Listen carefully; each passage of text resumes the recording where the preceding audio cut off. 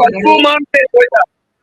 જો આજે આ પાટલી અમોદા કોપરા આરંભડા આજે એના વચની અંદરમાં પ્રદૂષણ છે જોઈ રહ્યા છીએ, દરિયાની અંદર કેવું પ્રદૂષણ છે તો એ આપણે જોઈ રહ્યા છીએ. આટલા મોટા પ્રમાણમાં પ્રદૂષણ છે એ કબૂલાત તો કરી જ છે, કારણ કે કબૂલાત કરવું પડે એવું જ છે. આ જોઈ શકીએ છીએ આપણે કે કઈ રીતનું થયું છે. તો હવે દેવરામભાઈ, તમે આને કઈ રીતે મૂલવો છો? તમે જીત થઈ છે, નથી થઈ, શું છે શું નહીં તે? હવે આને 10-12 દિવસની વાત જોઈએ આપણે. એને અટણ લઈકું બધા ઉપર અટણ બધા એનજીટીમાં બધામાં. હવે જીપીસીપી વાળા બધાને હું તો કહું સાથે રાખીને એનું વિઝિટ કરે, ભલે ઉપરથી આવે. આજે વિજ્ઞાની વાળાને એને બધાને બોલાવ્યા.